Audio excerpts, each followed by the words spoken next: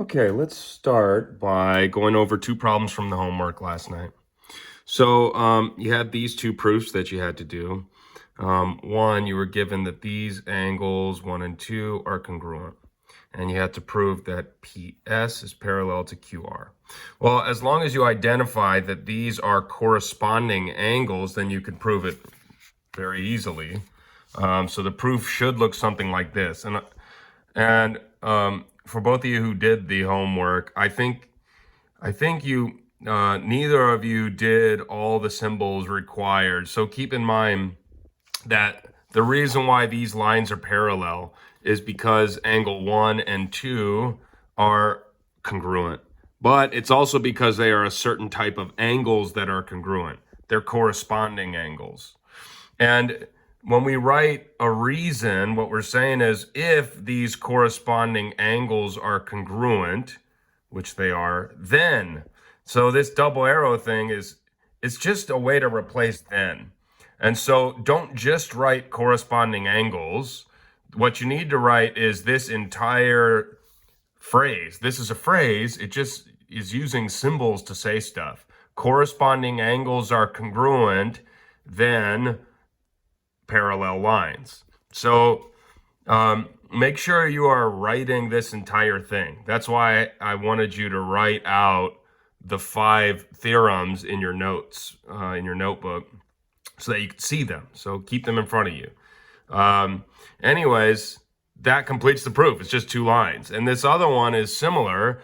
If you extend these lines, you'll see that these angles, since it's given that they're congruent, it looks like they're alternate exterior angles. So write down that they are congruent, and then you could prove that these lines here are parallel. But you need to write the entire theorem for the reason.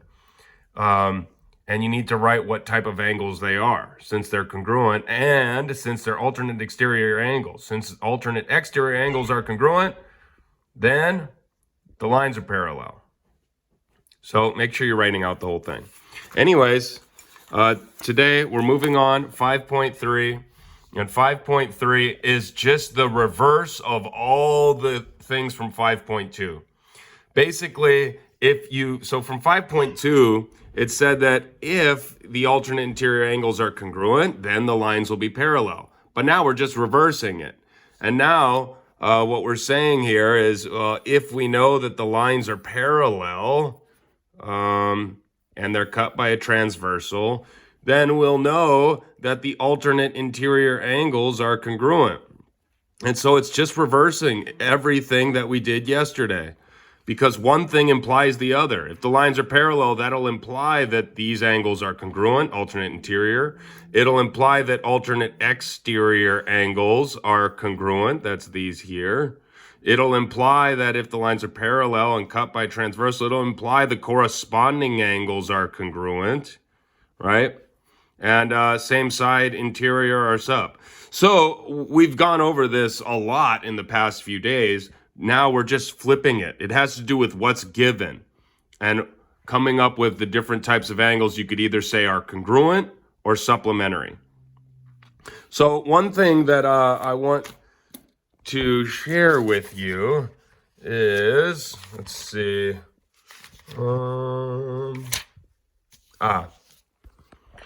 so this fact, if 2 lines, parallel lines, so these are parallel lines, if they're cut by a transversal, then the angles that are formed, so then any pair of angles that are formed are either congruent or supplementary. And you don't really need to use this in a proof, but you just need to know that that's true. You could pick any pair of angles and they're either congruent or supplementary. And here's why. If this angle's value is x, then, because vertical angles are congruent, these two would be the same. They'd both be x. And since these form a straight angle, this is supplementary. So if this is x, then this angle's measure would just be 180 minus whatever this angle's measure is. And so since these are vertical angles, these are congruent, right? And from there, we could say, well, if the lines are parallel, then these corresponding angles are congruent. So if this is x, that's x. These corresponding angles are congruent. Or we could say these alternate interior angles will be congruent if the lines are parallel. And so these will be the same measure. And then we could do the same thing here using vertical angles. And we'd see that any pair is either congruent. So like these two, they're congruent. Or if you focus on these two, they would be supplementary. This plus that would equal 180. So they'd be supplementary. So anyways, what you really need to focus on are these five theorems. So make sure that you write these in your notes. These are the reasons that you will use in your proofs. If the lines are parallel, then it implies alternate interior angles are congruent. We're just using symbols to say it, but you have to write the whole thing in the reason for your proof. Let me share with you a couple of example problems. Let's see. So, the book gives you examples. So these are alternate exterior angles. If these lines are parallel, they'll be congruent. So on and so forth. I don't know if I need to share this one with you. This is a case of the transitive property. If line A is parallel to line B and line C is also parallel to line B, then you could say that these two will be parallel to each other. It's just a case of the transitive property. But anyways, I don't know if you really need to know that. It's just these main five that I keep going back to in my notebook. That's what you need to know. All right, so let's check out these example problems. It all depends on what you know or what's given. So if these lines are parallel, that's what's given then. If they're parallel, then you could say something about these angles. So since these angles here are alternate interior angles, it means they're congruent. And if they're congruent, we can write an equation. Anytime you have an x, a term with x, you want to solve for x. You want to figure out the relationship and write an equation. The relationship is if these lines are parallel, these angles are congruent. And if they're congruent, you could write this. That this thing here, 3x plus 5, is going to equal this angle here. So you set them equal and you solve for x. You get that x is 5. And then you can plug in, wait, what do you have to do? Solve for angle 1. Oh, well then you just plug in 5 for x here, right? 3 times 5 is 15 plus 5 is 20, right? If you plug that into x, and then that means that since these are vertical angles, angle 1 is just going to equal 20 as well. So there's an example. Here's an example of a proof.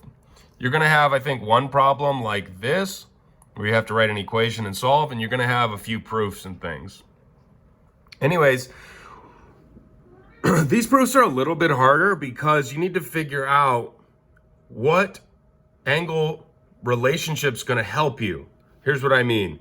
You know that these lines are parallel. That's given.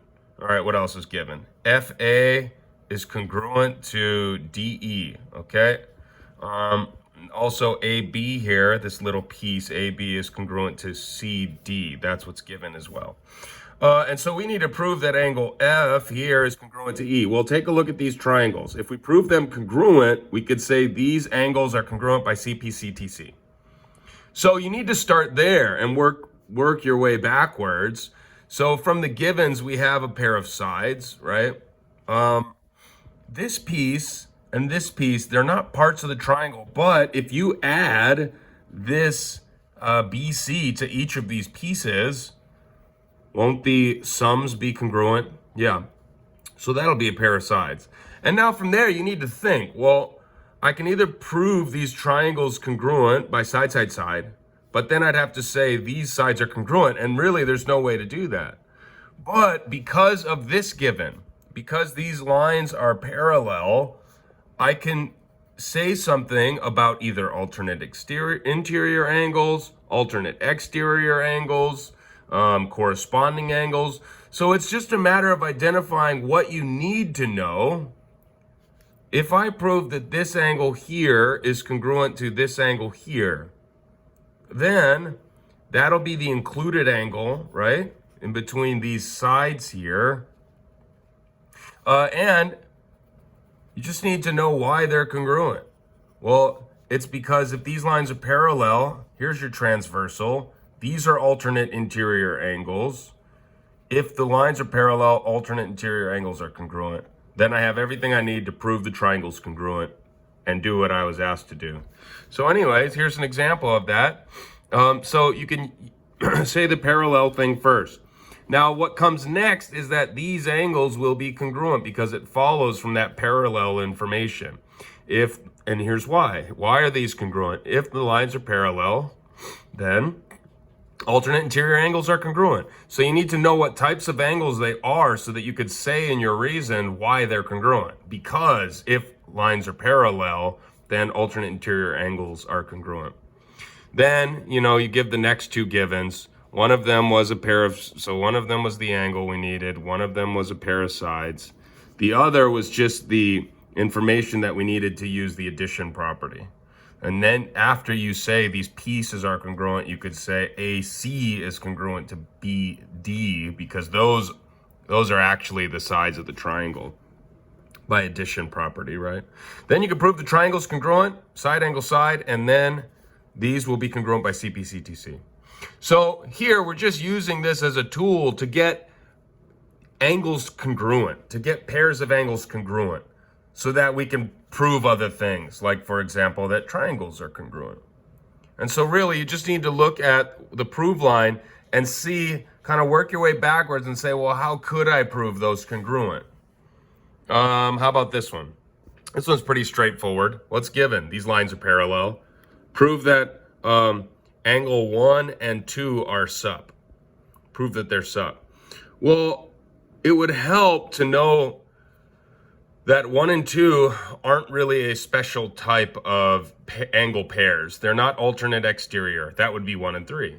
So since these lines are parallel, we could say 1 and 3 are congruent. And now, how are we going to say that 1 is sup to 2? Well, isn't 3 sup to 2? But it's only because they're a linear pair. So 3 is sup to 2. And 1 is congruent to 3. So if 1's congruent to 3 and 3 is sup to 2, that means that 1 must be sup to 2. And so that's what you could see here in the proof. It starts with giving that the lines are parallel. Then you could say, I guess technically we should say this one next. But we could say that 2 and 3 are sup. Why? Because they form a straight angle. That's why they're sup. And then why is 1 and 3 congruent? Well, it's because if these lines here are parallel, then, and they are alternate exterior angles, then that means that they'll be congruent. And then by the substitution property, see if 1 and 3 are congruent, we could substitute the value of 3 for 1. And then we'll get that 2 is sup to 1 or 1 is sup to 2. So anyways, those are just two examples. How about this example? This is called a crook problem.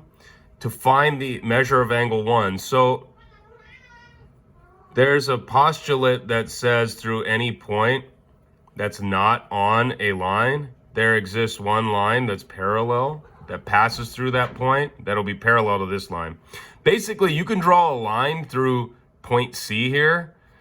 And if you draw that line, you could say, hey, that line is parallel to these two. And so like if you already know that line A is parallel to line B, this is a case of the transitive property. If you draw this line C here, if you draw it in such a way that it's parallel, or not line C, line M.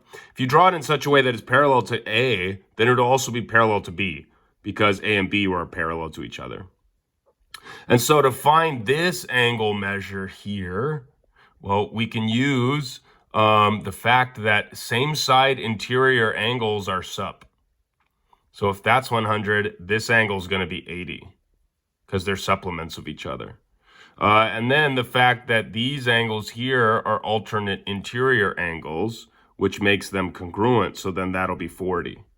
And so when you add them together, you get that this entire angle 1 here is 120.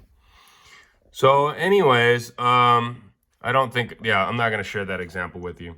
So anyways, here's your homework. It's going to be page 229, 1 through 6.